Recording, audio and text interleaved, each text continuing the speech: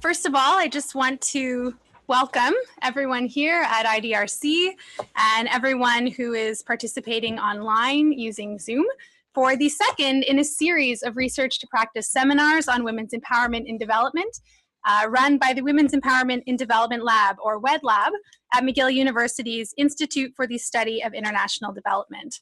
I want to start off today by thanking IDRC for partnering with us on the WED Lab and for hosting us today. And I also want to say thank SSHRC for providing support for this seminar series through a connection grant for the WED Lab. So this seminar will follow the same format as all of the other seminars in our series. We'll begin with an opening presentation on the evidence and key debates on our topic by the facilitator, which is me. Hi, I'm Kate. We'll then have an expert panel discussion, and we're very lucky, those of you tuning in today. We have Anne-Marie Levesque from FinDev Canada, we have Martha Meless from IDRC, and we have Edward or Ted Jackson from ET Jackson and Associates Limited. So you're in for a real treat, I just know it. And then after we have our panel discussion, we'll have some time for a moderated Q&A session with everyone participating in person here at IDRC. So as I mentioned, I am the facilitator. My name is Kate Grantham. I'm a research associate at McGill University. I work on the WED Lab with my director and the WED Lab lead, Sonia Laszlo, who is right next to me here. So the topic for today is Feminist and Gender-Transformative Financial Inclusion. And this is an area of work that I've been involved in, starting with my PhD research, which looked at effective models for microfinance in East Africa. But in terms of the motivation for this seminar and why I chose this topic for today, I think I'd rather start with a really fantastic quote by Winnie B Anima. It's from her work at last year's G7 here in Canada. She said, "I refuse to accept the idea that we can simply shoehorn women into a global economy that's exploiting them and then celebrate it as women's economic empowerment." I really love this quote. I think it's really powerful, and I think about it a lot in relation to my own work on women's economic empowerment, particularly in terms of the ways that gender inequality and economic inequality are fundamentally and inextricably linked. This idea is also therefore so relevant to any discussion on women's financial inclusion. So financial exclusion is considered to be one of the key barriers to women's economic empowerment, particularly in developing country contexts. Indeed, for several decades, Canada's own international assistance has sought to promote women's empowerment and gender equality by integrating women into economies and markets, largely and mainly by providing access to jobs, training, credit, all components of financial inclusion. But once they're in the labor market, women are subject to gender bias and discrimination. They're overrepresented in the worst paid and least secure jobs, which do not necessarily provide decent working conditions, formal workplace protections, or things like Social Security. They also continue to shoulder a disproportionate burden of domestic and care work within the home, and they remain at risk of experiencing gender-based violence at home, on their way to work, and in the workplace. This does not sound like economic empowerment to me.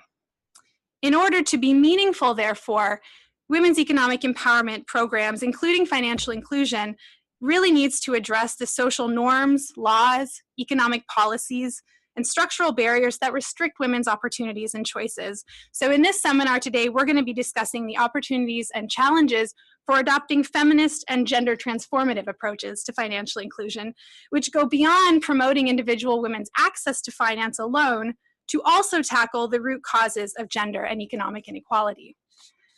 But first, we need to talk about what exactly is financial inclusion. So according to the World Bank, financial inclusion means that individuals have access to and can effectively use high quality and reliable financial products and services that are appropriate for meeting their needs.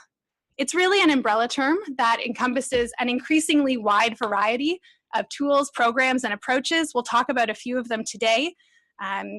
Oftentimes, financial inclusion refers to microfinance or access to accounts, be it savings accounts, payments accounts, insurance accounts, but also increasingly, financial inclusion includes digital finance. There has in fact been a digital finance boom Since 2011, the World Bank estimates that nearly 500 million individuals now have financial inclusion because of the availability and the affordability of digital finance technologies like mobile banking, for instance. And an even more hot topic, I think, right now, that's a part of financial inclusion is gender lens investing. And we're going to get into that, hopefully, especially in our panel discussion for today. So financial inclusion has been identified as an enabler for 7 of the 17 Sustainable Development Goals. And for this reason, among others, you really see that governments and financial service providers over the past 10 years especially have really been intensifying their efforts to foster financial inclusion. And a really good example of this is in 2011, the G20 established the Global Partnership for Financial Inclusion. And as part of this initiative, there's a platform to which all G20 countries commit data in an effort to create better knowledge and evidence with the aim of fostering universal financial inclusion. And that's just one example of an initiative that's come about since 2010, but we're seeing more types of these initiatives all of the time, particularly since the launch of the SDGs. But women face unique and disproportionate barriers to accessing and using financial products and services. And for this reason, they're often the targets of financial inclusion programs and policies. Now, as I mentioned, there are a range of current tools, policies, and programs that fall under the umbrella of financial inclusion. However, most of the research and attention on inclusive finance in the past 2 decades has really been on the impact of microfinance. And so I just want to talk about that briefly. It's also the area, the topic through which I come to my understanding and work on financial inclusion. So it's the thing I know the most about, so I'm going to talk about it here. So microfinance, for those who don't already know, involves the provision of small loans or credit to help poor individuals start or strengthen small businesses.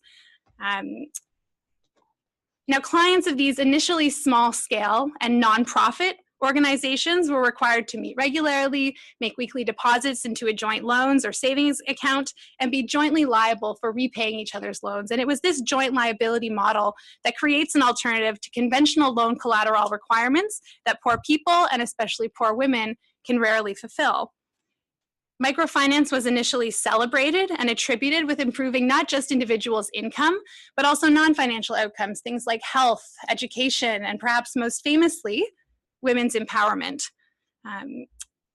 As of 2012, there were more than 90 million microfinance recipients in developing countries alone, and over 80% of them were poor women. Now, the focus on women as recipients of microfinance is due in part to a recognition, I think, of the feminization of poverty and to women's disproportionate lack of access to finance. But it was also based on potentially or arguably problematic gendered assumptions that women are inherently more creditworthy, more reliable than their husbands to repay loans on time, and more likely to reinvest their income in their family members' health and education. But beginning in the 1990s, a surge of really critical scholarship began to emerge to challenge some of these assumptions and research as well about the impact of microfinance. So studies began to identify problems related to the appropriation of women's loans, for instance, by their husbands. There were claims that the challenge to male authority that were brought on by women's increased income actually contributed towards household tension and even violence against women rather than reducing it. Over time, we also see the entrance, because of the widespread success of microfinance, we see the entrance of for-profit institutions moving into the microfinance industry, offering poor individuals loans, but often with much higher interest rates attached. This raised widespread concerns about mission drift and the ethics of making money off the labor of poor women.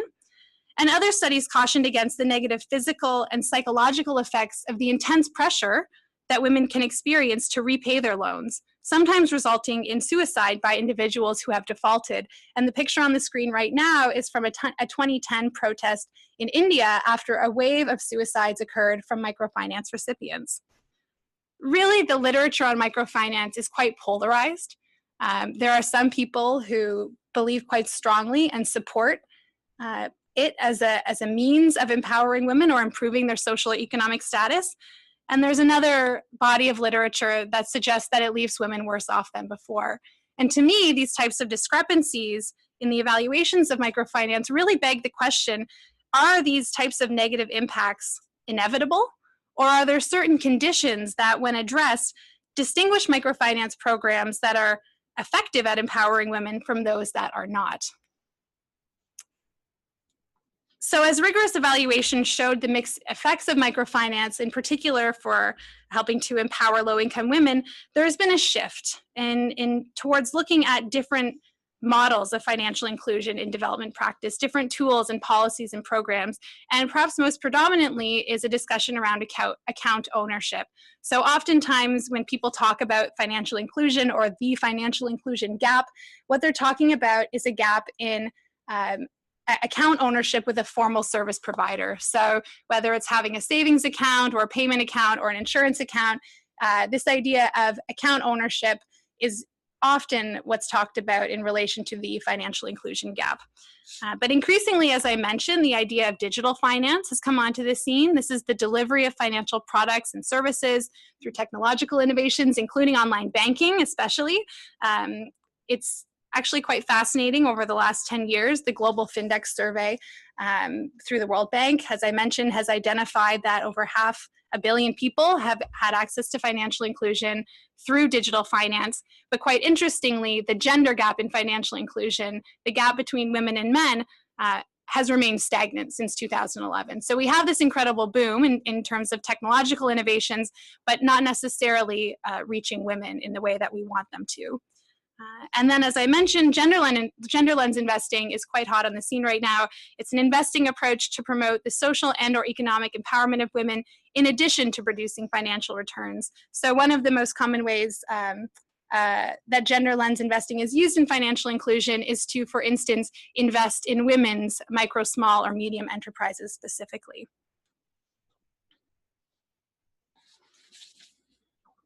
So it's to some degree widely assumed that increasing access to these types of tools and policies and programs will have some kind of meaningful impact in women's lives. But social and structural constraints conspire to prevent many women from fully being able to access or utilize or benefit from these financial products and services. And the results can be either low uptake in these programs or negligible changes in terms of women's economic empowerment. And what we're left with then is this financial inclusion gender gap. So the gender gap in account ownership in particular, which is one of the most widely used metrics for financial inclusion, has remained stagnant since 2011 at 7%, or in developing economies, the gap in account ownership has remained stagnant at 9%. However, this figure is in some ways misleading, as a World Bank study in Pakistan showed that even in cases where accounts might be opened in the name of a woman, the decision-making authority around the use of those funds often lies with a male relative. So, I mean, like all statistics there, I caution against this being kind of a completely accurate picture of account ownership gaps. It may be worse off than it looks from this figure. Also in developing economies, we know that women are 17% less likely than men to have borrowed in the last year. They disproportionately lack access to savings, to digital payments, to insurance. And there's an estimated gap of $1.7 trillion US for women-owned medium, small, and micro enterprises in emerging economies. This is a pretty serious set of statistics in terms of telling us something about how current financial inclusion programs and policies are capable of reaching and benefiting women, but even just in terms of access, which is what these shows, it's quite grim, this story. So why do these gaps in financial inclusion persist, even when financial inclusion itself is expanding at incredible rates, due in particular to new technologies? So this table, which is from it's adapted, I've modified it a bit, is from the Vossenberg and colleagues report, which is an IDRC commissioned report. Martha had a large hand, I think, in working on the research that informed that report. So this chart tells us something about the potential gender-related constraints that women experience when accessing and using financial products and services. Now, some of these, beginning with the demand side, so that's barriers from the perspective of women clients themselves. So from the demand side, some of these barriers are more physical, technical, or asset-based, while others are more institutional or normative or structural. So women's concentration in low-paying, informal, and micro activities, their lack of assets for collateral, including things like property and land ownership, their lack of cell phone ownership. These are issues, these are asset-related constraints that women face. Things like women's limited financial and digital literacy, their limited access to education. These are knowledge constraints. These are constraints on women's ability to understand the financial system, to participate in it, to work with financial service providers. But then we move in, as we go down this list, to kind of more large scale or institutionalized or structural barriers. So the lack of formal identification is a really important barrier to financial inclusion. And I don't know if anyone was here at IDRC last week. There was a really fascinating event on CRVS, so civil registration and vital statistics, and the impacts that has for women's economic empowerment. And the case was made really strongly about the lack of formal identification, which can stem from things like the lack of registering births in a country. Without formal ID, women can't open bank accounts. They can't work with financial service providers. It's such a simple thing in many ways, and something that probably a lot of us take for granted, but it's a huge limitation. It's a huge barrier to women being able to access finance. Similarly, with marriage registrations, if marriages aren't registered properly, then when women's husbands die, they lack their rights to property and inheritance, for instance. They lack their widowhood rights. All of these things have implications for women's ability to access resources, and then in turn to work with financial service providers to leverage those resources as collateral, for instance. In a more normative sense, though, women also lack role models. They lack powerful and large networks, the ability to learn informally and interpersonally from individuals about how to work with financial service providers, about how to access finance. They lack the ability to connect with NGOs or governments or firms in terms of getting them to invest in their businesses. As well, though, women lack bargaining power in the household. So within their household, if their husband thinks that it's not preferable or decides for a woman that she's not going to be working, that she's not going to be opening a bank account, that she's not going to be traveling on her own to a bank or to a financial service provider, then that woman just doesn't have access to those types of products and services. Perhaps I think one of the greatest barriers has to do with women's limited time and mobility, and this can come from social norms. So for example, women's ability to travel to a financial institution, to be part of a credit group, to run their own business, to work in the labor force. If social norms dictate that women shouldn't be traveling in public on their own, for instance, then women aren't going to be able to participate in those kinds of programs. Care work, however, is maybe one of the largest barriers. Women spend a disproportionate amount of their time performing domestic work, childcare, but also in a lot of middle-income countries, the growth in terms of the aging population means that women are also spending time taking care of elderly individuals, seniors in their family, but the ill and disabled. All of these care responsibilities in every country in the world fall to women, and this gives them a lack of time to dedicate to their own businesses, to their own financial well-being. It's a huge issue. Lack of gender-responsive infrastructure.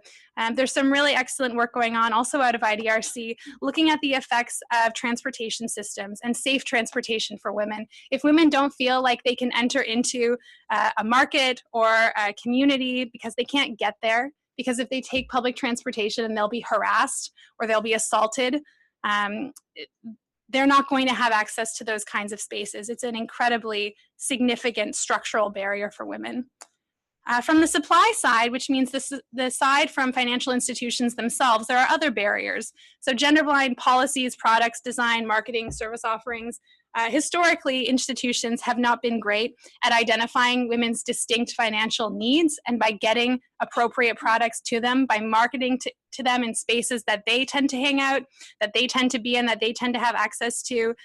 The same with inappropriate distribution channels, but also inaccessible locations. If women physically lack access to being able to get to a financial institution, they're not going to be able to work with them.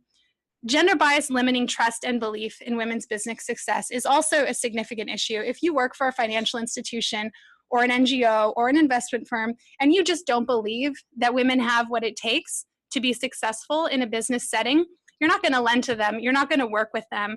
And this type of gender bias still permeates through our economic systems and certainly has implications for women's ability to access the financial products and services that they need to start their own businesses, for example.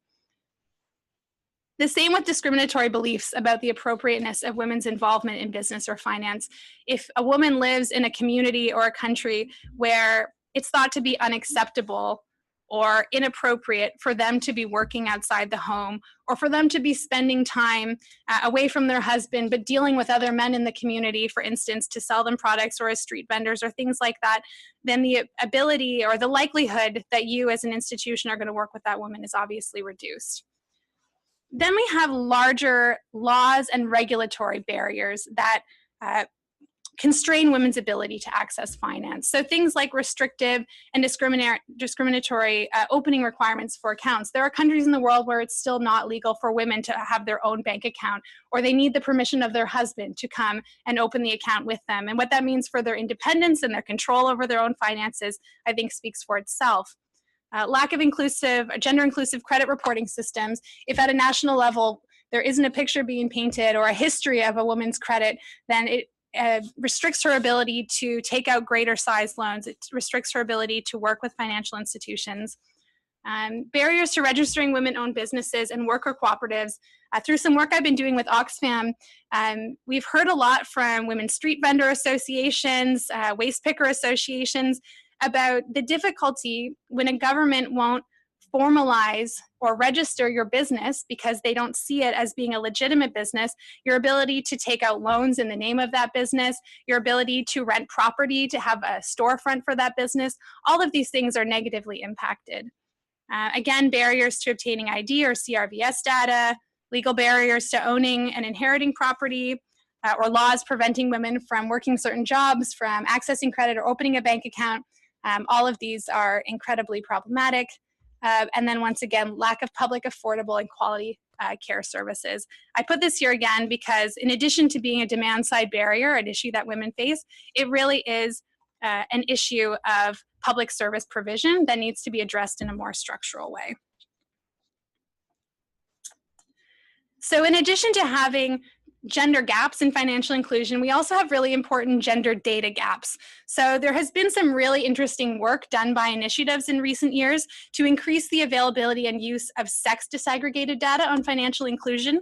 So a group doing really excellent work is the World Bank's Global Findex.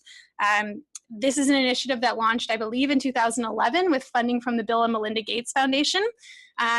Ever since 2011, every 3 years, the Global Findex produces data on financial inclusion, and every indicator that they produce is sex disaggregated, and it's a really excellent source of data, coverage of 148 different countries. I would argue it's the best source of sex disaggregated data that we have, possibly even the best source of data on financial inclusion that we have, the most comprehensive, certainly, that exists to date. So I know there are maybe some students in the room today. I know that there are several students participating online. If you don't already know about this initiative and you're looking for data to do your research, I highly suggest that you look to the 2017 Global Findex survey, which is the most recently released survey.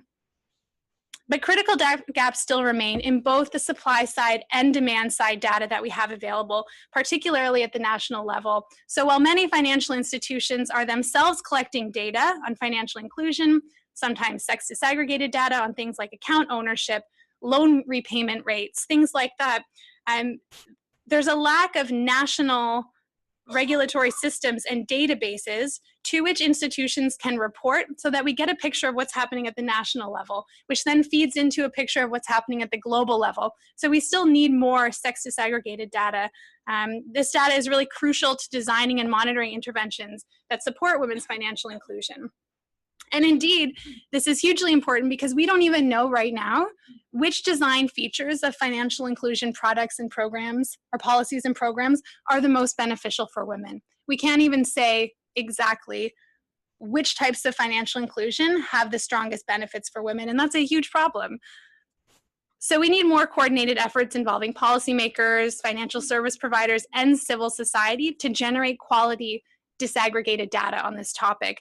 One initiative that's fairly new is the Women's Financial Inclusion Data Partnership, which is been spearheaded by Data2X. It's a really excellent initiative pushing for more sex disaggregated data on financial inclusion. And again, I would encourage anyone doing research on this to look into the great work that they're doing.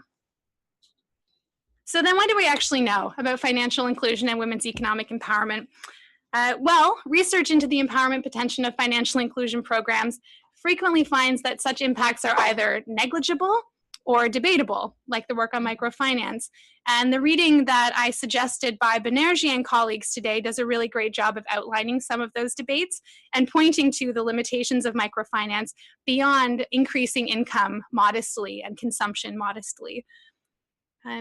We do know that women experience multiple economic constraints beyond a lack of access to financial products and services, and that many of those constraints actually originate from outside the financial sector and follow from inequalities, as Vossenberg and colleagues point out, inequalities in regulatory systems, in intra-household dynamics, and in social norms. And academic and practitioner literature on the empowerment potential of financial inclusion, like all research on women's economic empowerment, remains constrained by both a lack of data, as I just mentioned, but also by trade-offs between specificity and generalizability. A couple of the readings that I suggested for today unpack this kind of issue, where you have a body of literature looking at financial inclusion and its empowerment potential using quantitative methods, using randomized control trials, and they're doing, in many ways, really excellent, rigorous work, but they're looking at really technical outcomes, right? Things like income, things like loan repayment. These findings are really generalizable. It's something that we can track across many different financial inclusion programs across many different countries, but it lacks that kind of local and contextualized and nuanced understanding about women's empowerment and its relationship to financial inclusion.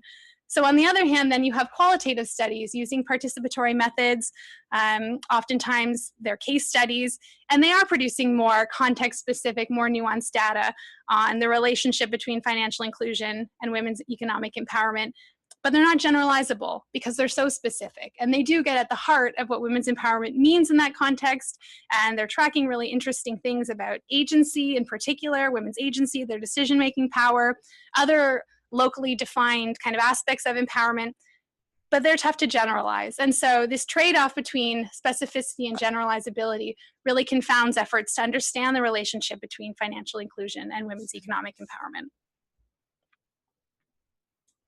What we need then are new approaches.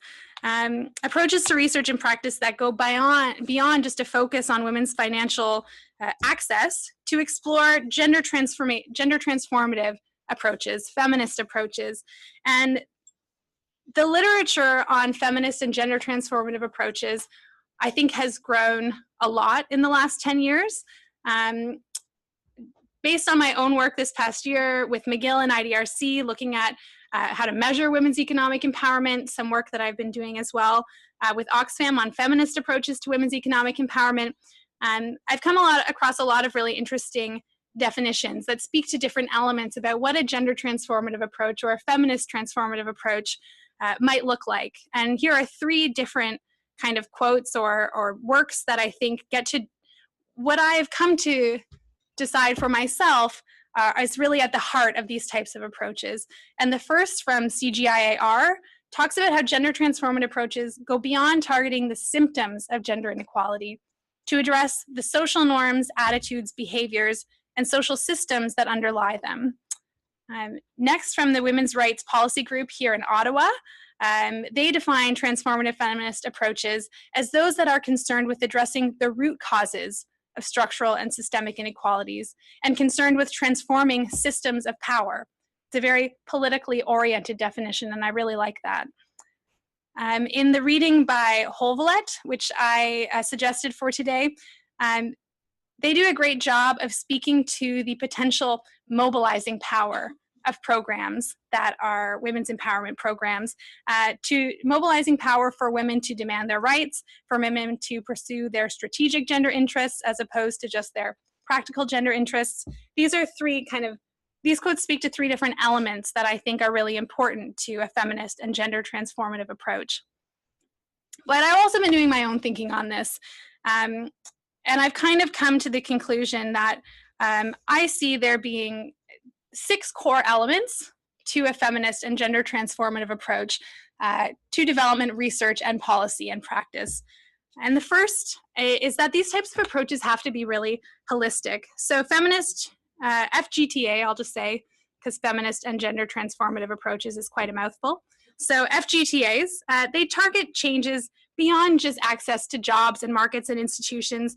They address the underlying structural and social causes of women's economic and gender inequality. It's a systems approach. It tackles more than just individual women's needs. It looks at changing societies, changing economies, so that they work for women. FGTAs are also inherently political. That's where I think the feminist side of the FGTA really comes into play here. They're more political than mainstream development approaches because they deliberately urge this kind of shift beyond just doing business as usual in development. They challenge systemic inequalities that underpin social and economic systems. In large part, FGTAs are about women's rights to decent, secure, and meaningful work, about women's economic opportunities, and about mobilizing women's collective power to demand their rights. FGTAs also treat women's agency and empowerment as an end in and of itself, rather than prioritizing it as a means to economic growth, to GDP, for instance. I haven't talked about this yet, but in the reading I suggested by myself and Donna Stefov and Rebecca Thiessen, where we talk about feminist approaches to women's economic empowerment, there's a real trend that we identify in the discourse around women's economic empowerment, wherein in part it is recognized and promoted as being a human rights issue, but it's also kind of always goes hand in hand with this, but it's also good for business. And sometimes this business case for women's economic empowerment can even overshadow the rights-based approach. And I think a feminist and gender transformative approach to women's economic empowerment is fundamentally about the rights-based approach to things. You can recognize that it's also good for economies when women can participate in the labor market, absolutely. But that can't be what it's about when you're adopting this type of approach. FGTAs are also collaborative, right? They require us to engage in collective efforts and innovative partnerships, multi-stakeholder engagement, including men and boys, including institutions, including government, including cultural and religious leaders, and so on. It's a collaborative and coordinated effort, these types of approaches. They're also locally driven. So a big part of this is that they work towards women's own local understandings of what empowerment means to them. So it's not just about going in with a predetermined idea that empowerment equals labor force participation, empowerment equals income. Not that anyone in this room would necessarily do that, but it is, common to see that in the women's economic empowerment literature, that these things have been treated as synonymous with women's empowerment.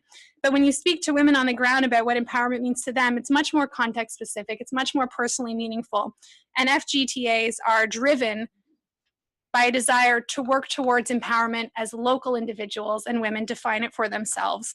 And really key to this effort is coordinating with and building upon the work of local organizations, grassroots women's and feminist organizations, because these groups are already on the ground, on the front lines, doing the heavy lifting for women's economic empowerment. FGTAs are intersectional. They recognize the diversity, the different ways that multiple aspects of women's identity intersect to create their lived experiences. They work towards meeting the needs of the most marginalized women in a society and in an economy. And they're learning and data oriented. So they're committed to the regular collection, analysis, and use of data that's disaggregated along both gender and intersectional lines. Now, this is no small order. Adopting this type of approach obviously requires a shift in mainstream thinking and practice and programming cycles. But if the goal is actually to address the root causes of gender and economic inequality, this is going to take more than a 3-year project cycle. Long-term structural and norm change is not necessarily conducive to development funding or to election cycles in particular. I recognize that, especially with our election coming up, working in this field in Ottawa. I think Some of us are very worried about where funding is going to go, depending on how the election turns out, in particular for feminist development work. So I get it. It's not that these approaches aren't easy. They're more resource intensive, more time intensive, more complex, but they're also fundamental, I believe, to actually realizing women's economic empowerment. And when you apply this type of thinking to financial inclusion specifically, you end up with something along the lines of this very good summary by Vossenberg et al. Again, of the characteristics and outcomes of gender transformative financial inclusion. So one of the key characteristics, according to them, is that there has to be gender analysis of the entrepreneurial ecosystem. And I really like this quote that's in that report and this handy diagram that goes with it, that says a gender transformative approach to financial inclusion acknowledges that when a new financial product or service is introduced into a market, it arrives in an existing ecosystem of deeply rooted and well-established formal and informal institutions that govern people's lives. I think this is so simply put, it really gets to kind of the heart of what a gender transformative way of thinking about financial inclusion needs to involve. I think this quote is really excellent. They also talk about capacity building on both the supply and demand sides of financial inclusion, about needing to work across multiple levels, about needing to have innovative partnerships, and about action learning. So a lot of these same characteristics kind of come through in the way that I was thinking about FGTAs as well. But the outcomes then you see aren't just about access.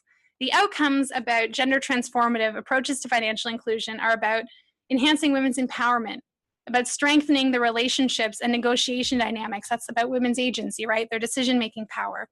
It's about creating enabling formal institutions. So working, with financial service providers, with governments, to create institutions that enable women to have access to and control over and use of these types of financial products. It's also about enabling informal institutions, so addressing, for instance, discriminatory social and cultural norms that prevent women from having equal access to finance in the first place. There actually isn't a whole lot of research that would classify itself as looking at feminist or gender transformative approaches to financial inclusion. That's one of the reasons I assigned this report. I think it does such an excellent job of breaking into this this kind of area of work. And I also really like this table about characteristics and outcomes.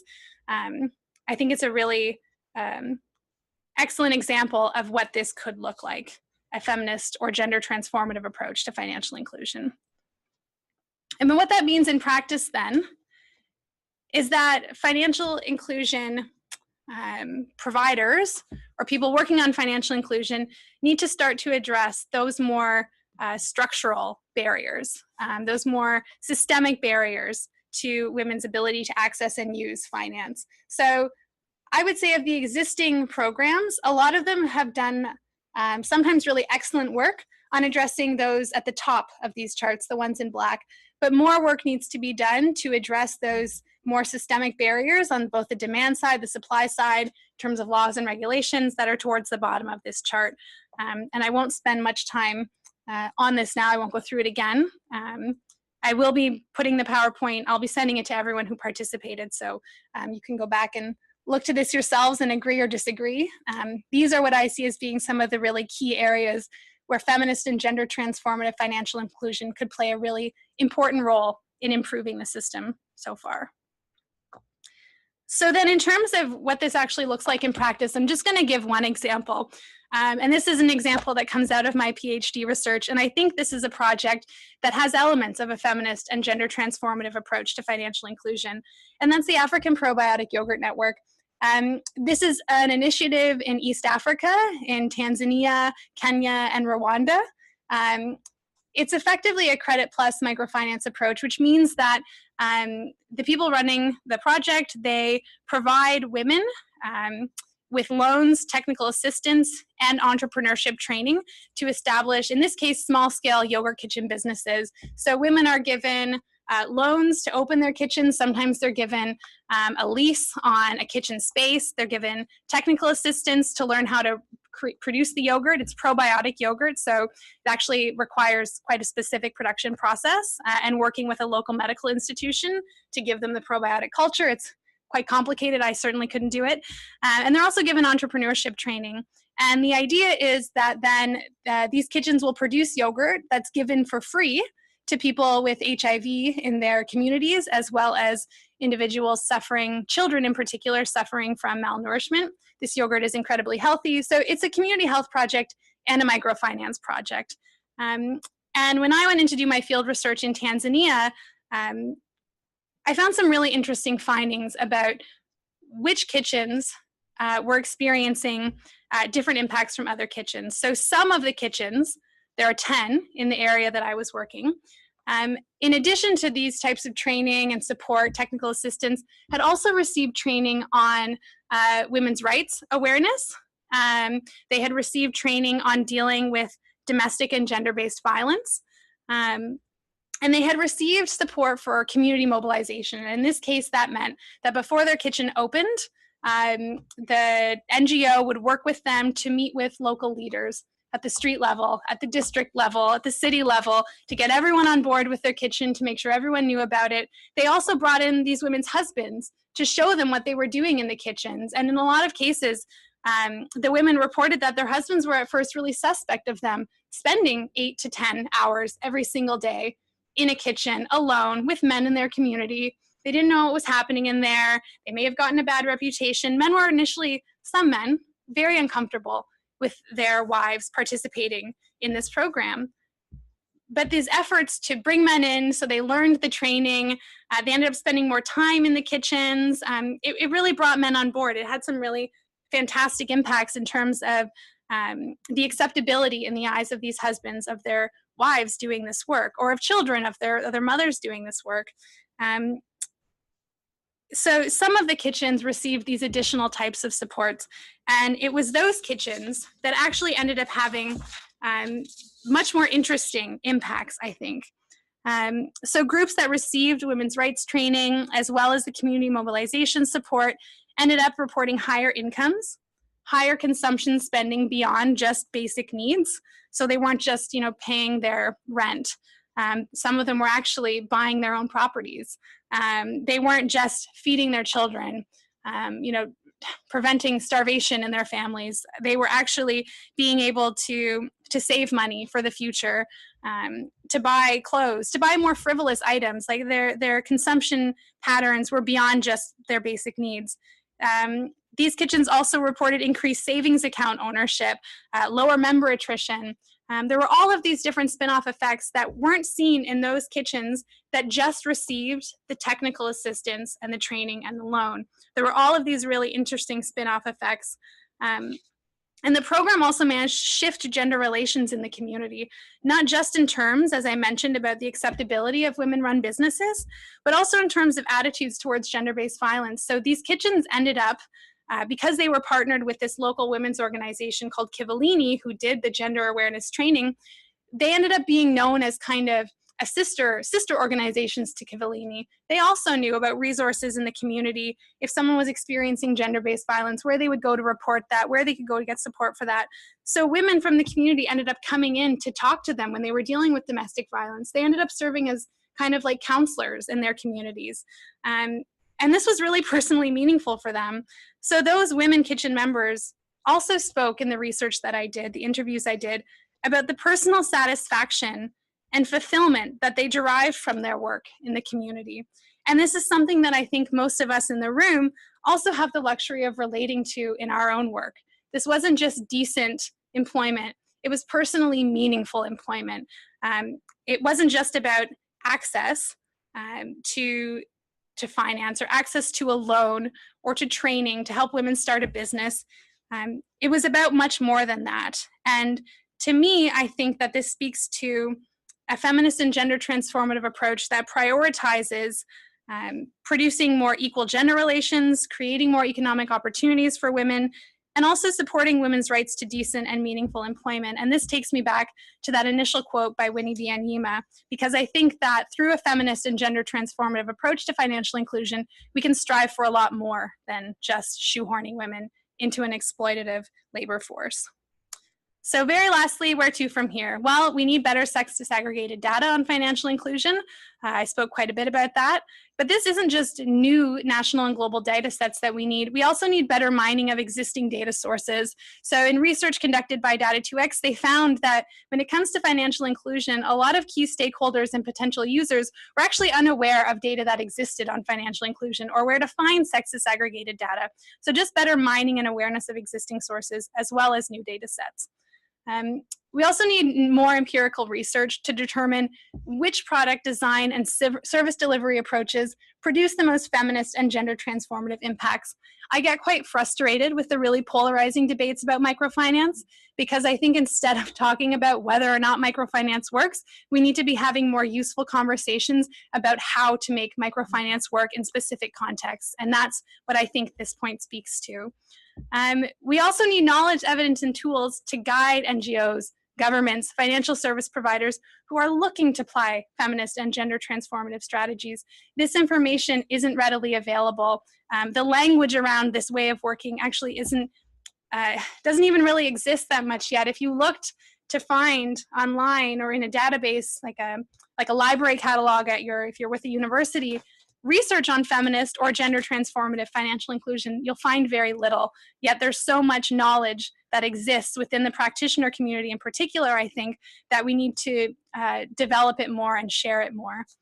And research also has to keep pace with innovation, particularly technological innovations. So a really important question that ICRW is asking right now is, what is the gender transformative or feminist potential of digital finance to especially mobilize women? So if one of the great benefits of traditional microfinance is that women in their credit groups were able to get together, to learn from one another, to mobilize, to support one another, their social capital grew, their self-esteem grew, their community bargaining power grew. If all of this is a benefit of women coming together physically in a space together where they weren't before, then does the onset of digital finance and the creation of digital finance credit groups eliminate those benefits? What is the potential feminist and gender transformative, or what is the potential there for digital finance to be feminist and gender transformative? So these types of questions, research keeping pace with technology, I think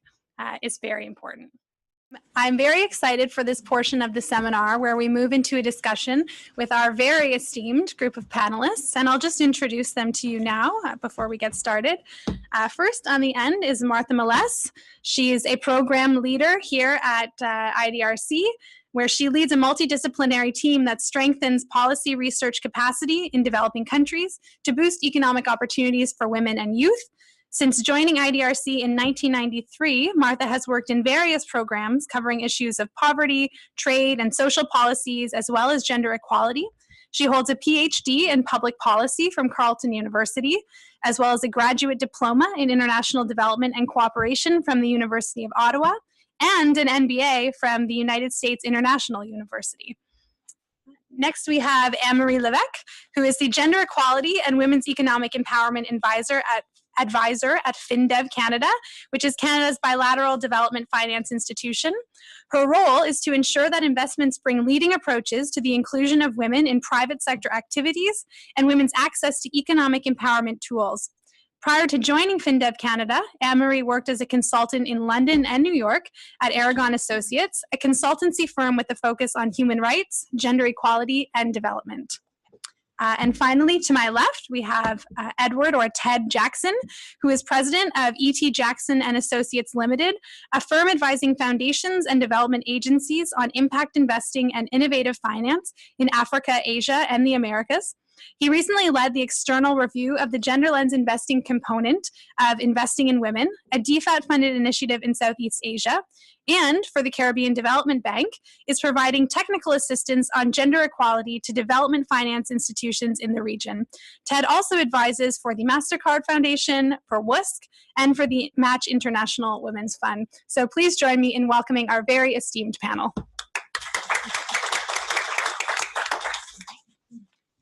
Okay. All right, well, let's just jump right into it. So the first question that I have for the panel, and perhaps we'll go from right to left, starting with Martha in this case, is where does your work or the work of your organization fall under this umbrella of financial inclusion programming or policy? Okay, thanks, Kate, and thanks for the very comprehensive overview of the where we stand with the financial inclusion literature, and very pleased that some of the material that we produce is being used. So thank you for that. So very briefly, in terms of our financial inclusion work that IDRC is doing, our work is generating evidence on what enhances the transformative potential of financial inclusion innovations, and what leads to a positive change in the lives of and livelihoods of women, marginalized women and youth.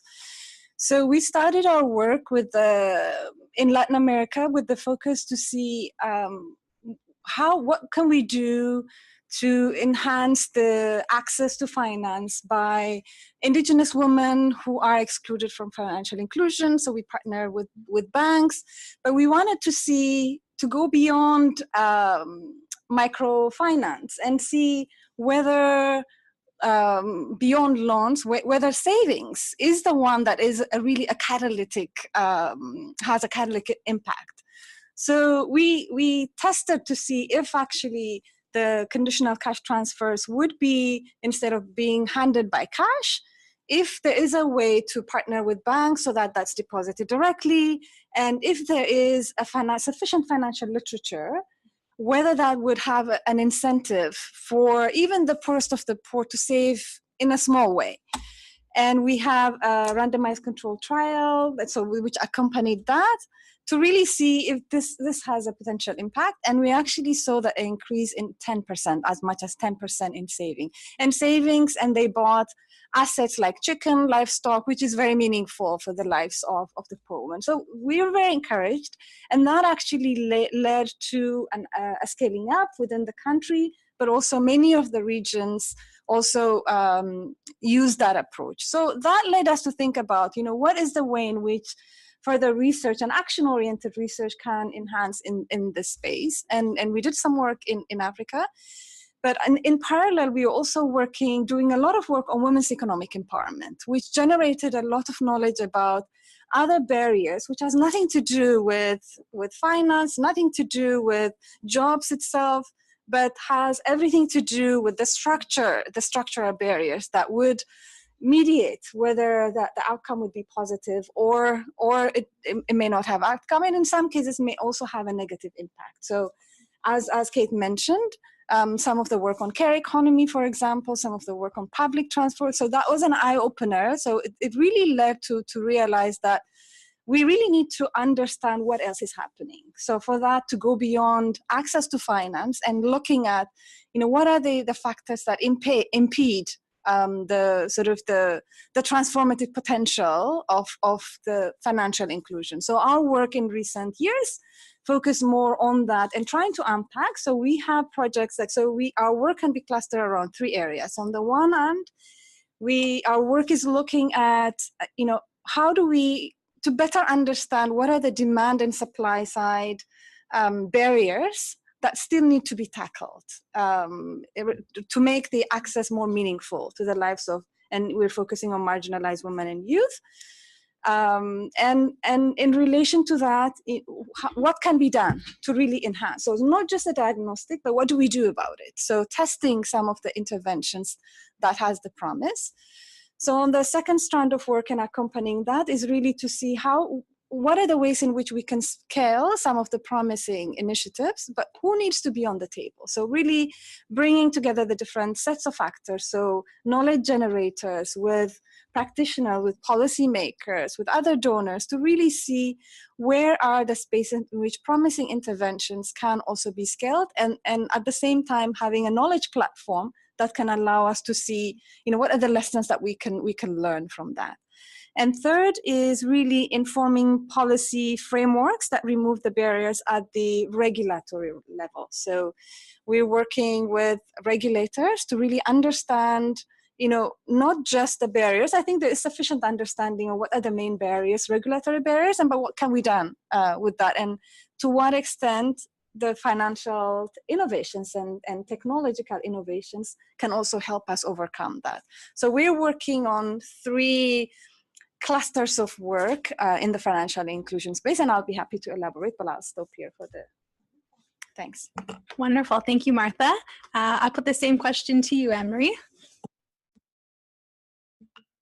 All right, thank you, Kate. So FinDev Canada, as you've mentioned earlier, is Canada's relatively new bilateral development finance institution. We're about 1 year old. What a development finance institution does is that, so we're a financial institution that provides financial services to private sector companies, initiatives in emerging markets for or to achieve social economic development outcomes. At FinDev Canada, we have 3 main development impact priorities, which are the first one being women's economic empowerment, then local market development, and climate change mitigation and adaptation.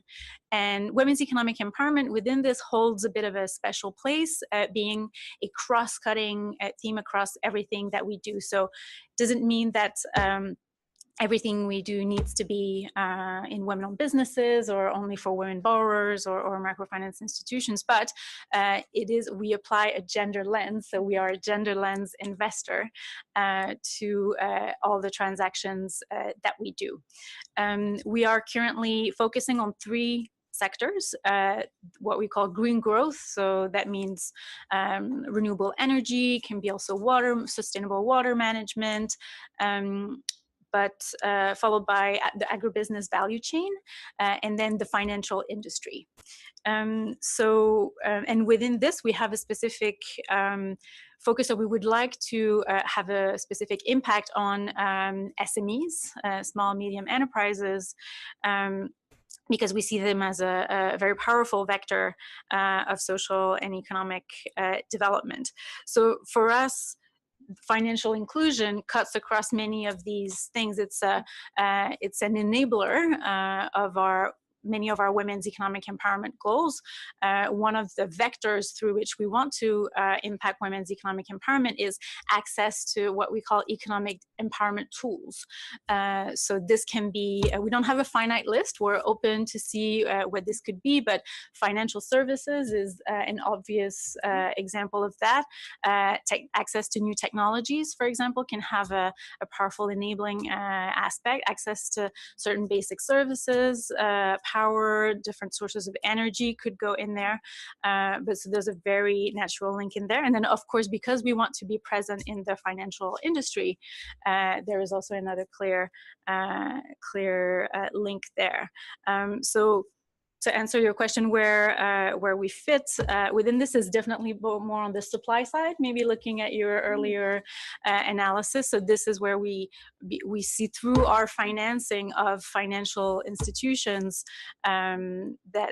so therefore the supply side that either specifically focus or target women for the purpose of economic empowerment, or that are looking to incorporate gender transformative approaches in the way that they get new clients, that they develop products, for example, is another way that where we see that we can influence. And then finally, we also see ourselves as a gender lens investor. We want to have a broader impact at the level of our industry. So whether the development finance institutions, so DFI community, or within, because we are an investor, a financial institution ourselves, to raise awareness of the importance of gender transformative approaches, of applying a gender lens to the financial industry and financial inclusion. So we hope that we approach our partnerships and our collaborations from this angle as well. I'm happy to elaborate more later. Excellent. And I put the same question to you as well, Ted. Thanks. It's great to be here. And thank you for that presentation. That was terrific. It sets a very high bar for the work that needs to be done over the next 2 generations at least. We have 2 granddaughters. One is 1.5 and the other's 3.5. They're mixed race, energetic, slightly chaotic. young women or young toddlers, really. And one of the reasons why I'm interested in gender equality work is because I like to see them have a good life. So the other thing that this triggers for me, though, over the years, both as a consultant and as a professor, I've worked on a variety of institutional issues in civil society, in universities, in governments. This reminds me, Kate, that the work that we do on financial inclusion is obviously done within a bigger institutional network and societal network. And so your point about how to coordinate efforts across those different institutions, not always necessarily in the same intervention. Sometimes, yes, but I think it's really important that we bring to the table all of that experience looking at these issues. Anyway, the last few years, I've been very lucky, both personally and our company, to work on looking at and assessing models of impact investment in women-owned and women-led small enterprise. So businesses that are 5 to 250 employees that are registered. So these are actually formal businesses that have at least one and preferably majority ownership by women. And the issues there are very interesting in terms of the vertical relationship of the various parties. So we're interested in the funds, the incentives that work with funds, impact funds, and other kinds of investment funds to place capital, to raise capital and place it effectively in those SMEs. We're interested, once that happens, in what happens to that money. Do the households of entrepreneurs, employees, suppliers improve, not just in terms of income, but in terms of other sorts of SDG metrics in the household? And a lot of work has to be done on that. It's hard enough to get the capital into those businesses and then to nurture and support that process and study it. And at the level of funds, so the question is, how do you incentivize that, more of that to happen? And at the level of ecosystems, how do you create ecosystems that are both Southern-led, not Northern-led, and that are led by women leaders in particular, in ecosystems relating to financial inclusion? I'm so excited by the diverse perspectives that we have on this panel today, and clearly the level of expertise as well. It's just fantastic. For the next question that I've asked our panelists to think about is, what is the key challenge that your organization faces facilitating its work on financial inclusion, and how are you working to resolve this issue? And for this question, let's start with Anne-Marie. Actually, now I'm a bit stressed out because I realize it's singular, the key challenge. I had many. So do I really have to pick just one? So let's see, I'll try to be quick. I would say maybe the one that kept coming back to me was about measuring and understanding the impact on women's economic empowerment, especially not only, but especially the more qualitative dimensions of empowerment, which you really expertly laid out in your earlier presentation. So everything that relates to agency, to the sense of self-efficacy, decision-making, bargaining power in the home, in the community, within your business.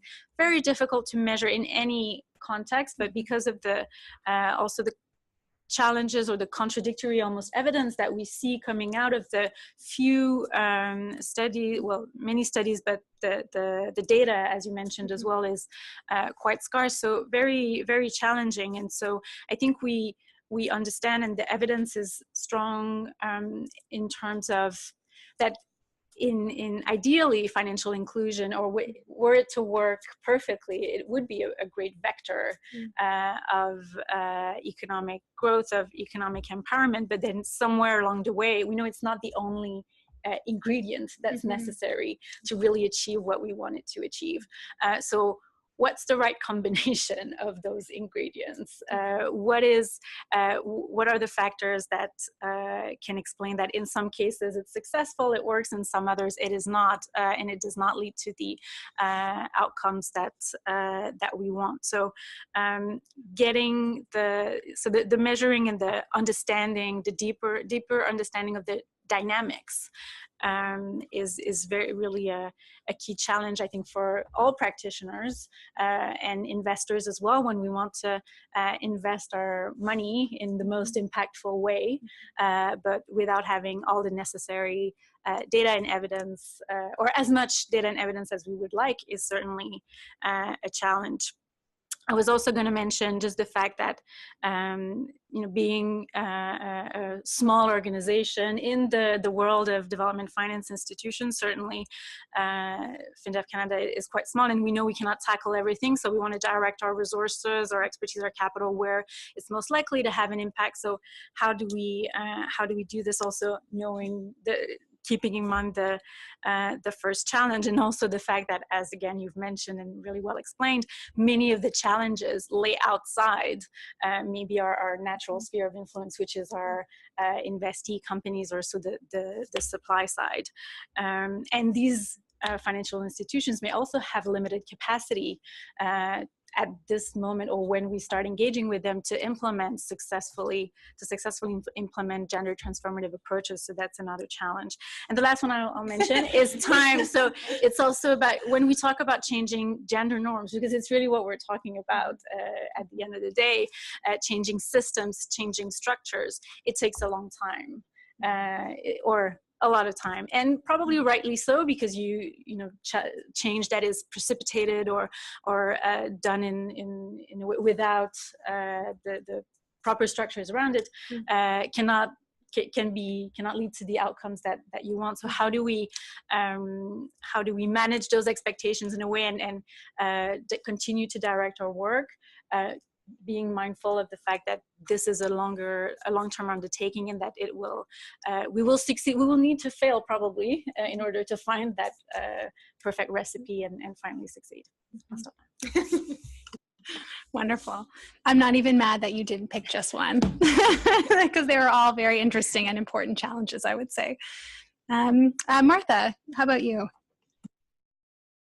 I'm not sure which one I'm going to pick, but maybe to complement what you just said, one of the things from a research perspective, so we're finding, is the disconnect between the knowledge or the data that's available and the actual practice. So we're finding that if in the last, let's say 5 to 10 years, we know a lot more about the financial inclusion clients, right? So they're much more real. So survey data such as FinIndex, there's a global data, financial diaries, etc., both at the global but at national level, have allowed us to have a good look at the life of the clients which this financial inclusion is targeting. So we know a lot more about their needs, their demands, and how they are accessing, or the barriers that they face, etc. But I think if you look at how the financial services and the product development is done, there's hardly, and we're seeing the data generation moves in a different sphere, and that's hardly tied to inform the actual development of products and services.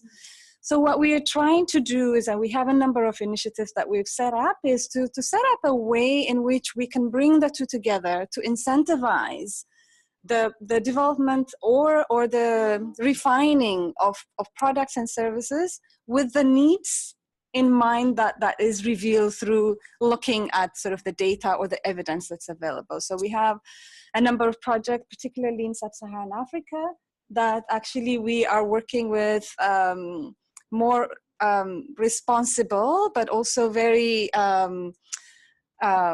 development-oriented financial service providers, to see if we can incentivize them, by increasing the capacity to actually sift through the data, understand what are the implications of the data, so that they can also retool. And so it's midway, and we're very excited about what we are seeing, and just the level of awareness and the sort of the response that we're getting about, wow, if we knew this, we could have designed it this way. But I mean, it's not going to work for everybody. They have to have that motivation actually to be more socially responsive. But that's one thing that we often find, that especially when you're generating the knowledge, we have to ask the knowledge for what? We know about the barrier, so what do we do about it? And those who are doing something about it, if they're not making use of that knowledge or the data generated, then the gap is going to widen. And that's a challenge that we're trying to address. And related to that is also, I think oftentimes, so we see this is in practice, but also in research, when we say about, financial inclusion for women, for youth, it tends to lump everybody, like women, as if they're a homogeneous group, right? So there isn't sufficient segmentation of like what kind of poor and what are the particular barriers that different segments of poor people, poor women, poor young people, but you can stratify it by, geography, the level of education, socioeconomic status, etc. So those are the nuances that we're also hoping to address and to sort of fill the gap. So I'll stop there. Wonderful. Ted, to you. So do I get the same number of one challenge?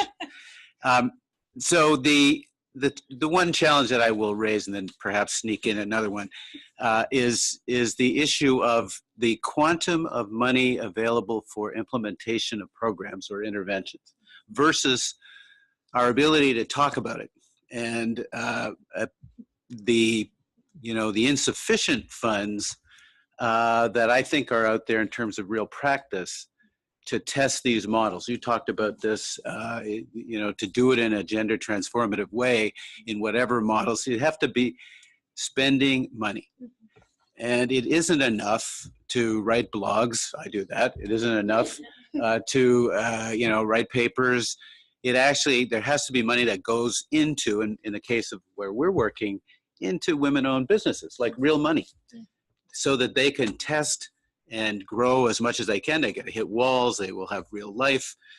But if that money is still too constrained, and the work on, and I do a lot of evaluation and research is disproportionately high ratio to what is actually being spent on the ground, that's not acceptable. So I think that's a big issue, and we have to keep our eye on that. A very different issue and a half is a very specific issue to the sector that I'm working in, and that's the issue of exit. That private investors are not with you for the whole ride. Private investors and other investors, development finance investors indeed as well from the public sector, plan their exit from the beginning. It's all about exit, actually. As my colleague, Kayleen Alvarez, taught me in our exercise with the Australian project, it's all about exit. So the private equity and private placement in capital into, and this is true of impact investing funds that have a social mission, a very authentic social mission, they have to get out at some point, 5 years, 7 years, and it has to. So there's the issue of how they exit, but there's also the issue of who buys their shares or their interest, or who the new owners are in the company, and maintaining the gender equality mission. So there are two parts to that issue of exit. I think it's tremendously important. It is very micro, it's very transactional, but I think it's quite fundamental. Great, thank you. For our third question, and I'll start with Martha, which tools or approaches, and this is quite related to the last question, which tools or approaches does your organization use to address these structural gender inequalities or discriminatory laws, social norms, regulatory practices, I'll add, in your research programs or policies on financial inclusion? So I'll briefly mention two. One is much of our research on financial inclusion that we support actually starts with the premise that we need to understand and embed the role of norms and culture and gendered intra-household dynamics in mediating outcomes. So that's the premise in which they start. So there are a lot of our projects, particularly that have a gender transformative focus, are addressing two interrelated questions. One is, what role do norms and household dynamics play in the financial uptake and success of female entrepreneurs, and vice versa? In a way, the reverse can also happen.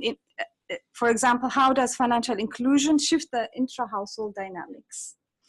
And we've seen in some cases actually that also has a negative, and I think you mentioned also in your presentation. So we're also looking in Tanzania, Zambia, Kenya, for example, to see what are the ways in which we can mediate that by engaging and raising awareness of men as well in the household. So we're working a lot on, what are the ways in which we can shift the intra-household dynamic so that it's not a zero-sum game. It's not seen as a zero-sum game. So it'll be interesting to see the results. So they're all mid-course, but those are the questions that we are embedding in the research head-on to really understand what's the underlying structure or barriers that need to be addressed.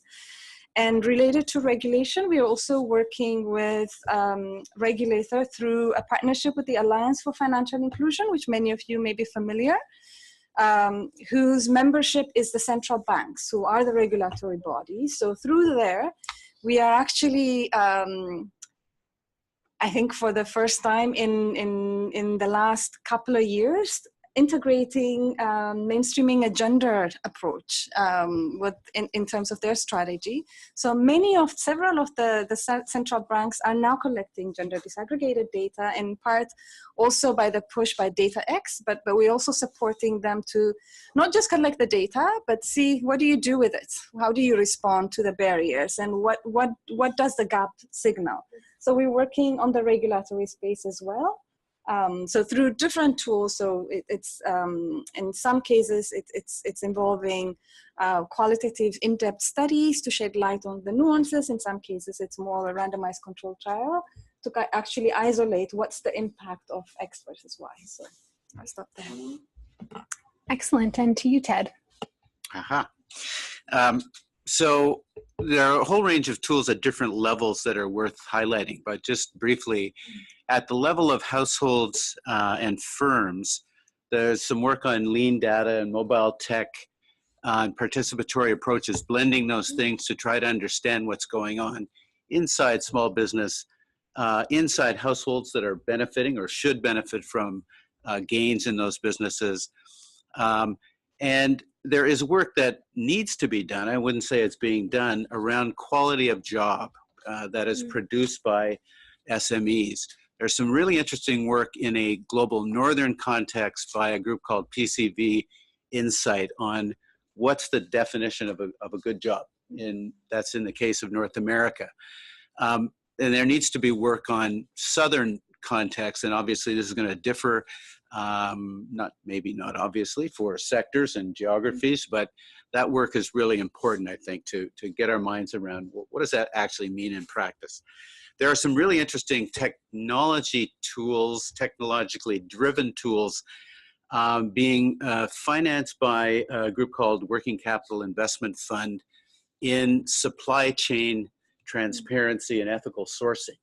Now, this is a little different than the stuff that we're working on, but I think it's really important to try to address, identify, and squeeze out of supply chains, modern slavery, various forms of exploitative labor. And so there are literally those sorts of tools inside those supply chain systems. The project that is really interesting at the fund level, the investment fund level, is this Investing in Women project that is working with Australian support in Southeast Asia. And what's interesting about it is that they're using grants, 10-year accountable grants to incentivize impact investing funds to drive more capital to women-owned small business in that region. And the issue there is that to get those grants, the investment funds have to agree to and implement a gender lens investing action plan for their whole fund, not just for the work they do in Southeast Asia, but for their governance, for their investment thesis, for their human resource policies and their in their fund as a whole. Very interesting, very accountable, and we think it's got some good momentum. So those kinds of tools are there, and they're very interesting. That's excellent, and thank you also for mentioning especially supply chains, because that's something I didn't even get to touch on in my already too long presentation. So I appreciate you bringing that up. Well, you can have one more challenge. Yeah, there we go. All right, and to Anne-Marie, did I start with you? No, you haven't. No, I haven't. To you then, Anne-Marie. Thank you. I think there are many linkages to what my two co-panelists said, but so again, looking at our main vector or sphere of influence, which is the supply side, the investees in the financial sector. So as many development finance institutions have, I think one of the tools that we have at our disposal, which can be very powerful, is technical assistance. So as I mentioned, FinDev Canada is still new, so we are building technical assistance capacity at the moment, but two very important axes in this technical assistance capacity and expertise that we're building revolve around gender equality, or what we call gender action, or we could call it gender transformative, I think is also a very good term for this, and everything that's around impactful data. Because again, we've seen, and women's economic empowerment is not the only area, but there is a lack of data around many things. But at the same time, data can be very powerful also at a business level. So working with businesses to enhance their impactful data collection analysis capacity for development outcomes, but also for business outcomes. So you've mentioned briefly the business case earlier, and I think the criticism was really fair. But as someone who uses the business case a lot, I think that because there is one, why not use it? So I think, and it can be very powerful to have this, to create this aha moment as well with private sector businesses to say, well, look, it's not something that you need to do as a separate project. You know, we're not going to ask you to do a project on women or on women's inclusion. I mean, you can do so, but it's actually going to be much more effective from an impact perspective, but as well from a business perspective, if you incorporate it in your day-to-day, if you incorporate it in your business as usual. So for a financial inclusion institution, it can be, okay, so around market insights. So they all do this. It's very important to understand your market segments, what they like, what are their behaviors as consumers of financial products. So applying a gender lens to that can be very powerful, both in terms of impact and business outcomes. Same for product development. Customer relations, what do these different types of client like? What is going to make that they will come back to you, that they will use your products more? And technology is a powerful enabler of this as well. I recently visited a financial institution in Latin America that had that were developing a very good app to be more in touch more directly with their consumers who were poor people in rural areas, a lot of them women, more than half of them women. So that gave them a direct access to get information about many, many things, how they use the financial products, also direct surveying capabilities, and not in a 100-question questionnaire that needs to be done by a very experienced researcher, but can be yes, no questions that you do on the app. So just very interesting possibilities there. And I think we want to use this as, and of course it will always change depending on the country, you know, very locally driven, the situation, but that's something we have at our disposal. I think something I'm personally interested in is working at the structural level. So the financial institutions are not, yes, we're talking about the demand side and how they relate to consumers, but in the processes of granting a loan or not to a women-owned business. And you've alluded to them, you know, women are, I think the risk side is very interesting. Despite repaying their loans at a very good rate, women-owned businesses are still perceived as a riskier investment or as a riskier undertaking than others. Why? There's something that needs to change around this.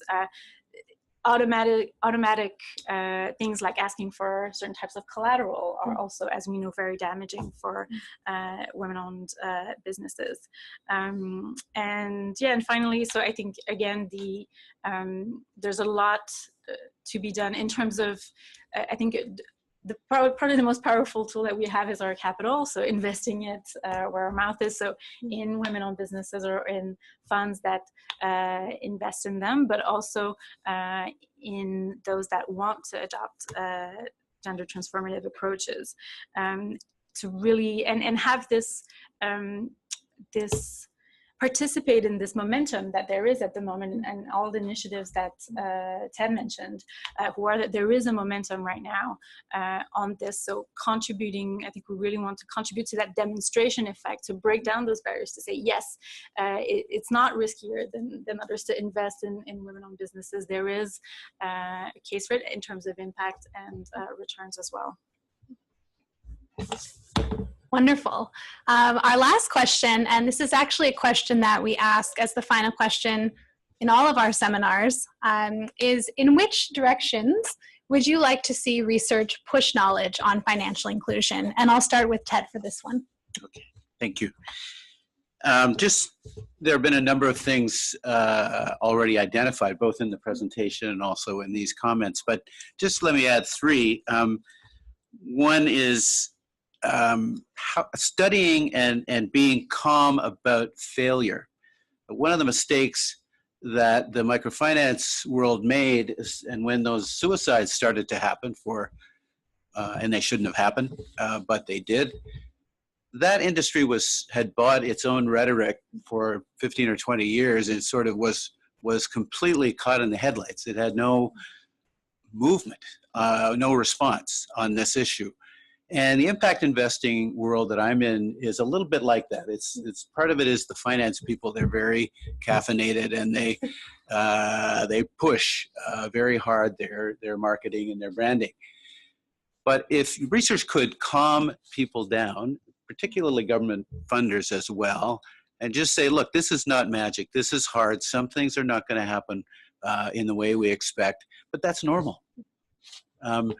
And so I think there's something there. The second thing is it would be very good to have comparative studies across geographies and types of jurisdictions, countries, that looked at the mix of financing, innovative financing, gender lens investing within the context of, on the one hand, an urban context that has dense markets there, in the context of open, relatively democratic governments versus the surveillance states that we see in many parts of the world. How does it work under these different conditions, and tracking this over time and interrogating it fearlessly, right? Because there's going to be some pushback on those sorts of things. And the third thing maybe is, and I'm trying to work this out myself in the work we're doing in the Caribbean, there is a lot of local response to women-driven programming, which says, well, our boys are having a tough time. What are you doing just talking about women? And that's objectively true. So how do we deal with that in a way that doesn't take the momentum away from, or resources away from, women who need targeted programming and products and services, but also is realistic and engages this issue directly around the challenges faced by boys and young men. Excellent. To you, Martha. So I completely agree with I mean, some of the points that I wanted to raise were also raised by Ted. So just to add a couple of things. One is, I'll come back to the point that you raised, Kate, about going beyond access. So I think there is still sufficient work to be done to close the gap, because I mean, we shouldn't take it lightly that the focus on access, the more work needs to be done. But I think that there is a lot of question now being raised about, what difference is it making? Yes, women are having access to financial products and services. Is it really impacting their life, their livelihood? There are a lot of unanswered questions I think research can address. In a way that I think recognizes that financial inclusion is not an end in itself, but it's also a means to improving the lives and livelihoods of those who are benefiting. So and in that context, and to build on what Ted just said, I think a better understanding of what works, what doesn't work, when is it that financial innovations are contributing positively, and to which kinds of marginalized people groups. I think that kind of nuanced data can really enlighten how the financial inclusion drive moves forward. And the second one I mentioned, and it relates to that, is also around measurement. So how do we measure that the positive impact of financial inclusion? When do we call it successful, right? Is it when women successfully run businesses? What if that's not their aspiration? And is it when they run, when they're happy running a good livelihood or taking care of the children? So I think we need to really understand what success looks like. So we need to work a little bit more on the measurement side as well. Leave it there. And lastly, to you, Emery.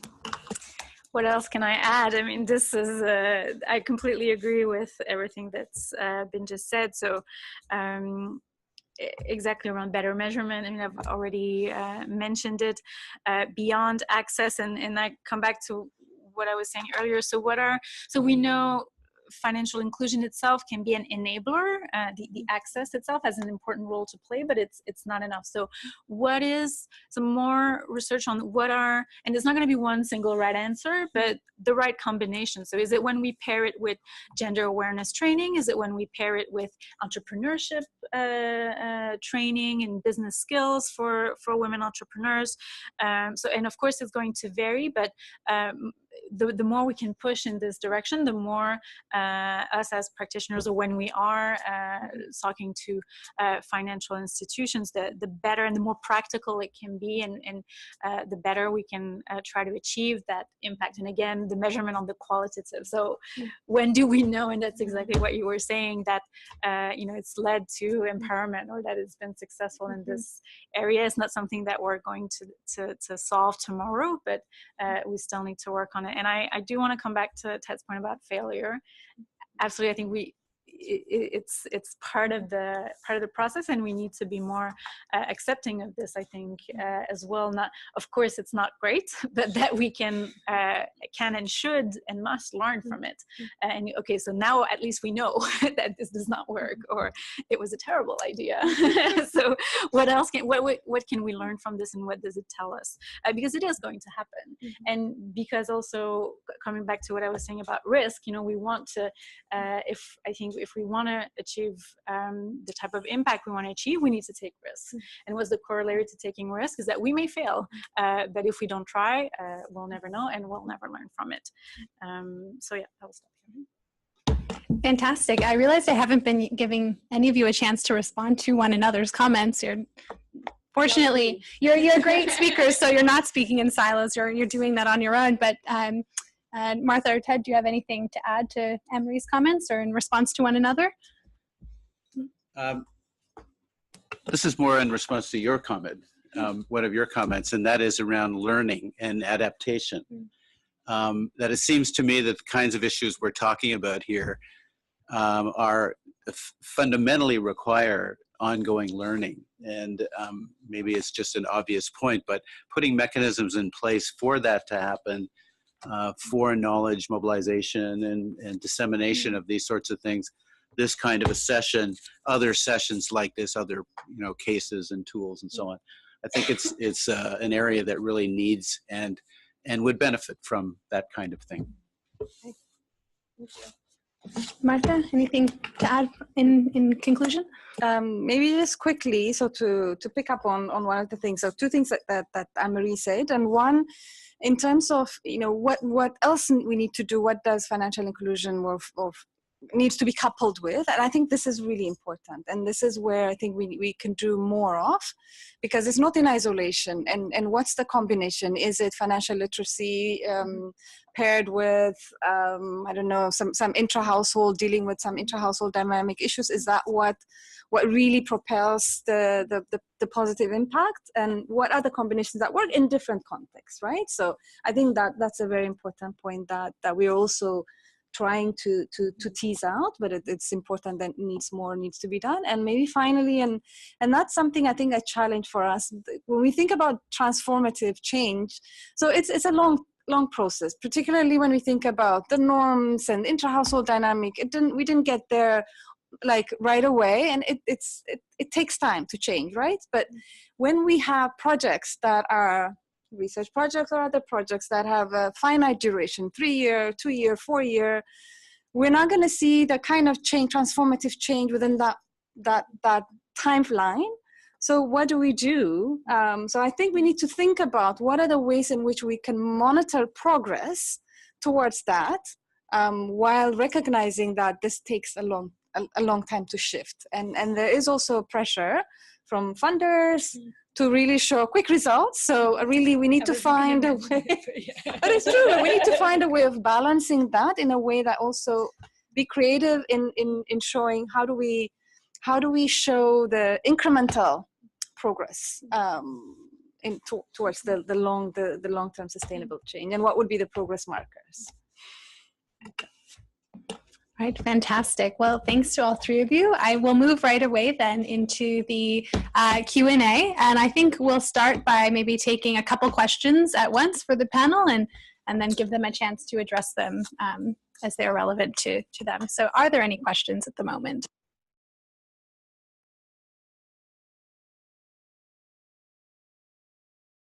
Also, if you could introduce yourself and turn on your microphone when you're speaking. Thank you. Right. Thanks, Sonia Lasso from McGill. So thank you all for an amazing panel, and Kate for your great presentation. I want to pick up on this last point that Martha has been raising, but that comes all the way back to your presentation about, going beyond the access and the need to deal with gender norms, laws, stigma, self-esteem, all these things. And this point that these are truly long-term projects. And I guess in terms of implementing any sort of, women's empowerment program or financial inclusion program, do you think, and this is, I guess, a question that I have for all the panelists, or any of the panelists, ideally all of them, is to what extent when you come into a community, a context with an idea of implementing a particular project, do you need to have some sort of preconditions there, like some sort of, setting, an ecosystem that lends itself to bringing in the project? Now, whether it's coupled with a gender awareness program or not, because even gender awareness programs might or might not work, right, in promoting what the intervention, say financial inclusion, is intended to bring in. So I guess my question is, do you need to have some sort of precondition, or can you imagine that there are some places where the setting is just going to be right, or it's just doesn't matter what you're going to throw at this in terms of combining it with all sorts of other gender promoting tools? I don't know if my question is clear, but I'd really be interested in hearing your thoughts. Okay, another question? Yes, please. So I wanted to pick up a little bit on the gender transformative change and the timeline that it takes, but also something that you mentioned, Ted, on private sector investment. So we're hearing more and more about the push for private sector investment, right? I mean, just in terms of not only the gap for funding for gender transformational change, but for SDGs in general, that we need to diversify funding and look to non-traditional funders to help support development initiatives. So obviously, I think we're going to hear a lot more about that in the near future, and probably more. And we know that transformative work takes a long time, and it's a generational change. And one of the things that you mentioned, Ted, was about the issue of exit when it comes to private sector. And so I'm wondering if you've come across any strategies of how to maintain that focus on gender equality or gender transformative change within that context of private sector possibly really focusing on their bottom line, as opposed to, you know, what impact they can make and what they can actually contribute to. So have there been any successful strategies that you've come across where you can kind of keep them engaged and focus on the gender transformative goal? And then one other small question to add to that. I'm still new to kind of innovative financing and learning a lot about it, but from my understanding, there's a lot more investment in middle income countries than there are in lower income countries. And I'm wondering if you've come across any strategies on how to get private sector to take that risk and invest more in lower income countries. And sorry, I should have introduced myself. Tesla Madani from Global Affairs Canada. And Paola, you had a question? I'm Paola, also from McGill University. So my question is, if there is currently in your organizations, as there are more and more investment programs that are trying to address this gender issue, for making available the data that is emerging from those programs. So you mentioned that there is data being generated, but the day-to-day urgencies, let's say, of the implementation programs doesn't allow you to be analyzing all that data. I think several of you mentioned it, and you know, and so I'm wondering if there is a similar thing as what we're facing on the university side. For academic research, there is more of this idea of making our research data available, open access, and it occurred to me right now that given these initiatives that we already have going, where you're already experimenting, you're already doing it, that this is an area also where if the data could be available in some ways, okay, so with whatever it could be, then that could also be something that we could learn from. So that's my question. I'm wondering if there is something of that nature, which is different than trying to do a whole evaluation study. That doesn't, it's not exclusive. This is not exclusive, right? Because obviously the other is also relevant. We know they're expensive, and you do them at a later time. But I'm talking about the real data, the data that's emerging on the real time. I mean, as you're doing those projects, and I think there is a lot there that exists that we don't use enough, and it could, have sort of that similarity as when we make the open or make our data from our research available. Then you could also make more data available from the programs that have been implemented already with this initiative. So I'm clear there with what I'm focusing. Thanks. All right. So we'll get responses to those 3 questions, and then I'll take 3 from this side of the room. I'm not ignoring this side, I promise you.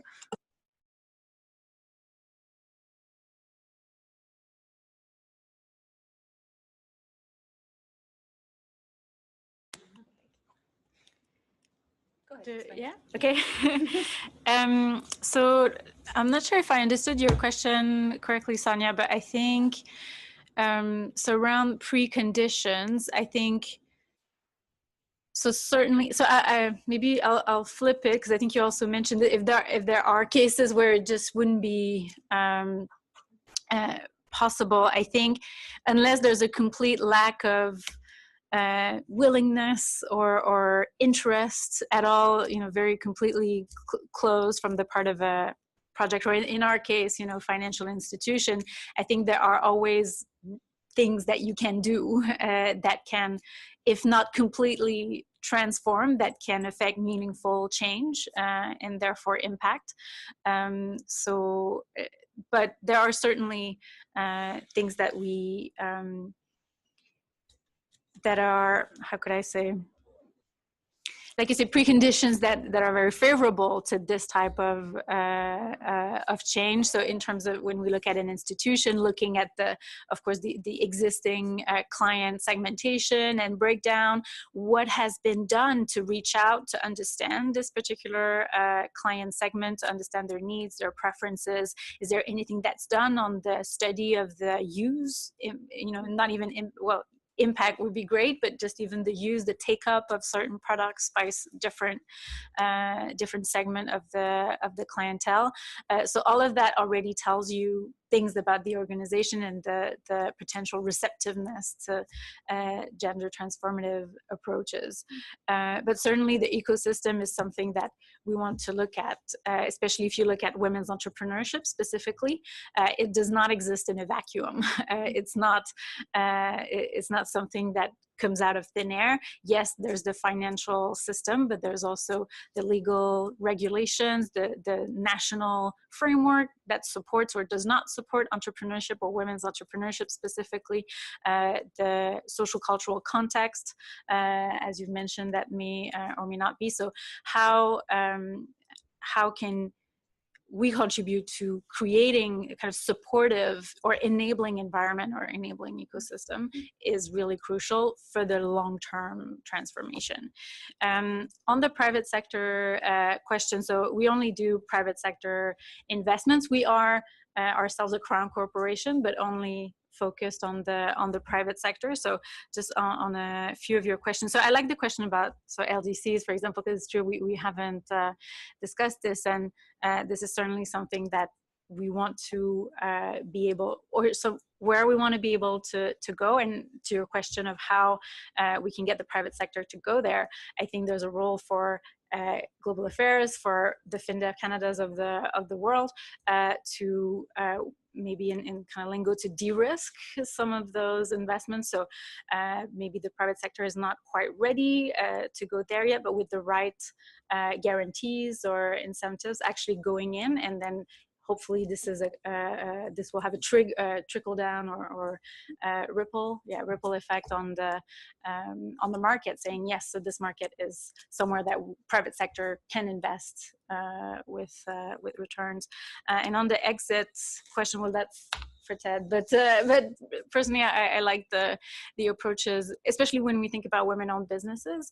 It's putting them at the center of that process as well, and what they want out of the process. And that starts from where you start when you invest, because investors, as you said, they start thinking about exit from the very beginning of the discussions of the transaction. So it's making sure that women business owners are comfortable with that process, and just even the process sometimes of equity in a business. And we're seeing it in our discussions with women fund managers, for example. That it can be not scary, but it can be difficult for women entrepreneurs sometimes to give away a part of equity in their business, because it's something that they've worked so hard for, and it's something that they have their vision, and it's been difficult enough to get there. They don't necessarily want to give a piece of it to just anyone. So it's making sure that that we're open, that the investors, private sector investors, are open to those concerns, and they understand them and they respect then when it comes to the exit. Yep. In terms of the private sector, it's very interesting. In the United States, in North Carolina, there was this bathroom law that was passed to not allow trans and gay and lesbian people to use certain public bathrooms. And these legislatures are fundamentally misogynist. And you can see what's going on in Alabama, you can see what's going on elsewhere. And in North Carolina, it was the private sector, the big, probably coastal private sector companies and multinational companies that actually fought that law and got it repealed, nearly repealed. It's almost repealed. These are very resilient misogynists. So there is something very important about making alliances with the private sector in these times And that's something, and you can see that in some cases on climate policy and other things. So that's an important point. But the private sector is very diverse once you start to look at it. So pension funds, they can handle an exit process that is 10 years, right? In fact, their regulators want them to be long-term, do long-term investments. They have other risk issues, and so the de-risking point is a really good one. Whereas private equity and venture capital, for example, have 5 to 7 years out. They'll take more risk, but they need more return overall in a portfolio of companies. So there are different strategies. It's a very interesting question. I think we're just at the beginning of this matter, which is to say there are things that you could put in your agreement, your sales agreement, if you will, or your transfer of an interest in a fund or a company that in a sense says you can't have this unless you maintain the gender equality agenda. If you're going to do that, we're going to take it away from you. There's going to be some penalty. Maybe a lawsuit is triggered, et cetera, et cetera. So we haven't really gotten there yet, but I think there's something in that, because why do we hand over these companies to people who don't want to pursue this agenda? It doesn't make any sense. So that's an important point. But understanding the risk, return, and regulatory environments of each of the different types of the private sector investors is really crucial. One other thing on that, we saw in the Australian project that within countries, so this is not so much about LDCs versus medium income countries, but inside countries, private sector was willing to go first to the capital cities. That's what they do. That's what they do. Anywhere you can drive to, they like that. But then gradually there was an interest, having gotten comfortable for a few years in the country, getting boots on the ground in a operational sense, more comfortable to go to smaller cities and eventually even rural places where there are more low-income people. So that's an interesting question too, how you navigate inside those countries, whether they're LDC or medium. On the issue of the long-term nature of this work, I'm looking at you all, and I think you all should hydrate because it's going to be a long journey. All right. But that's exciting. Yes, please. And the reason I say that is because that's my own personal experience. The forces that oppose gender equality don't rest, right? You understand? You know this. So they get very creative, and you can see again what's going on in many parts of the world.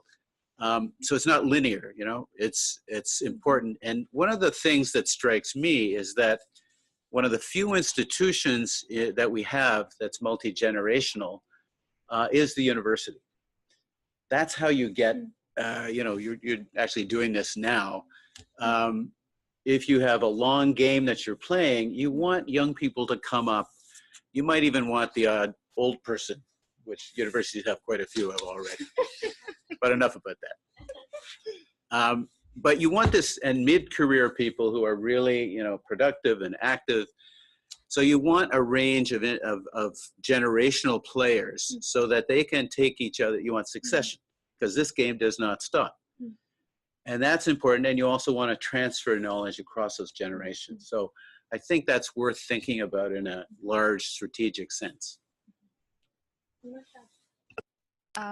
So in the interest of time, I'll just follow up on Sonia, your point. So we asked actually the same question in IDRC, looking at our work more broadly and saying, what can we learn from our experience on how much gender transformative work have we done? What does it take to do that? Are these pre-existing conditions, are they the key?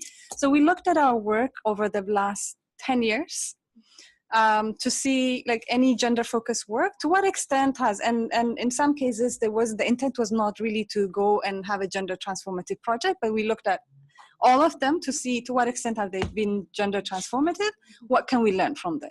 So one of the things that came out is there are some instances where meaningful impact can be more in a gender transformative light, can be attained within the short time, but there are conditions, like not all the stars are aligned, and what those components are, like, for example, who is engaged in the research, how the research question is framed matter, who's brought in the table.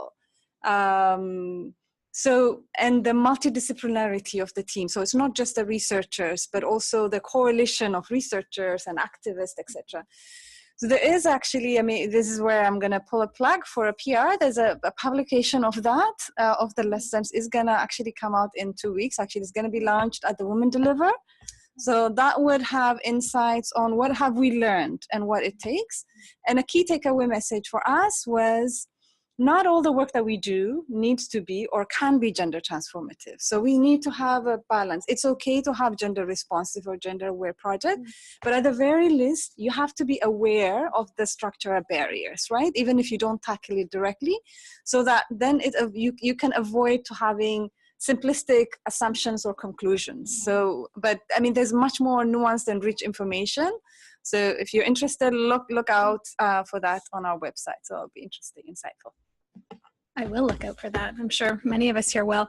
I lied, right side of the table. I won't get to your questions. We're just plain out of time. I apologize for that. But stick around. Maybe, I'm not sure the schedules our panelists, people may have to run, but if not, please do come strike up a conversation.